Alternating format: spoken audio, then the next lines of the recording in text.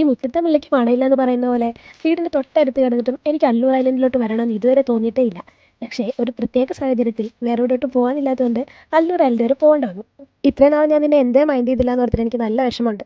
നമ്മൾ കോട്ടയംകാരുടെ ഒരു main അട്രാക്ഷനായ bird സാഞ്ചുറിയില്ലേ കുമരത്തെ, അതിൻ്റെ ഒരു മോഡേണൈസ് വേർഷൻ ആയിട്ടാണ് എനിക്ക് തോന്നിയത്. ഈ ഉസ്താദ് കോട്ടിൽ മരുഭൂമിയിൽ മഴ പെയ്യുന്ന കണ്ടിട്ടുണ്ടോ എന്ന് ചോദിക്കുന്ന പോലെ മരുഭൂമിയിലെ പച്ചപ്പും ഹരിതാപവും ഒക്കെ കാണാൻ ഒരു പ്രത്യേക ഭംഗി തന്നെയാണ്. എനിക്ക് സത്യത്തിൽ ഈ ബട്ടർഫ്ലൈനെയും പാറ്റിനെയും പല്ലീനെയൊക്കെ ഭയങ്കര പേടിയുള്ള കൂട്ടത്തില്ല. പക്ഷെ ചെന്ന് കയറിയപ്പോൾ അവിടുത്തെ ചേച്ചി ഒരു ബട്ടർഫ്ലൈനെ പിടിച്ച് എൻ്റെ കയ്യിലോട്ട് തന്നു. അതോടെ ആ പേടിയുടെ ഒരു പകുതി അങ്ങ് മാറി. പിന്നെ ഓടി നടന്ന് നമ്മുടെ ബട്ടർഫ്ലൈസിനെ പിടിക്കാൻ കഴിയും. അവരും നല്ല കോപ്പറേറ്റീവ് ആയിരുന്നു. ചുരുക്കത്തിൽ പറഞ്ഞാൽ പെട്ടെന്ന് നാട്ടിലെത്തിയൊരു ഫീലിംഗ് ആയിരുന്നു. പിന്നെ ഇത് എൻ്റെ ഐഡിയ ആയതുകൊണ്ട് പാളിപ്പോകാൻ ഒരു വഴിയില്ലല്ലോ. നട്ടുച്ചയ്ക്ക് കയറി ചെന്നതുകൊണ്ട് തന്നെ അവിടെ അധികാരമൊന്നും ഇല്ലായിരുന്നു. 1-2 പേരൊക്കെ ഉണ്ടായിരുന്നുള്ളൂ. അതുകൊണ്ട് തന്നെ ഭയങ്കര ഫ്രീ ആയിട്ട് നമുക്ക് എൻജോയ് ചെയ്യാൻ പറ്റി. ഈ ഐലൻഡിൻ്റെ ഇൻ ബിറ്റ്വീൻ നമ്മളെ അട്രാക്ട് ചെയ്യാൻ വേണ്ടി ഒരു കുറേ സാധനങ്ങളൊക്കെ ക്രിയേറ്റ് ചെയ്തിട്ടുണ്ട് കേട്ടോ. അതിലൊരു മെയിൻ അട്രാക്ഷനാണ് ഈ ട്രാംബലിൻ. വിചാരിക്കുന്ന പോലെയല്ല, നമ്മുടെ ബോഡിയുടെ ഫുൾ കൺട്രോൾ പോകും. അതുകൊണ്ട് തന്നെ എൻ്റെ തലകൊണ്ട് നല്ല രീതിയിൽ അതിലേക്ക് കിട്ടിയിട്ടുണ്ടായിരുന്നു. എന്തായാലും ഞങ്ങൾ രണ്ടുപേരും നന്നായിട്ട് എൻജോയ് ചെയ്തു. അപ്പോൾ മരുഭൂമിയിലെ പച്ചപ്പും ഹരിതാപമൊക്കെ കണ്ടിട്ടോ 5C1 ഇല്ലെങ്കിൽ പോകുന്നോളൂ.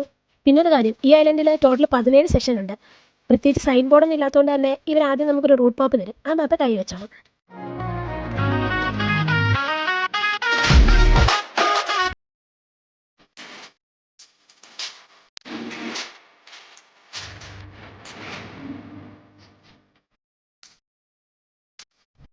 സിമ്പിളായിട്ട് എന്ത് പിടിച്ചാണ് പറിക്കണ ലാഭത്തിൽ നമ്മളിങ്ങനെ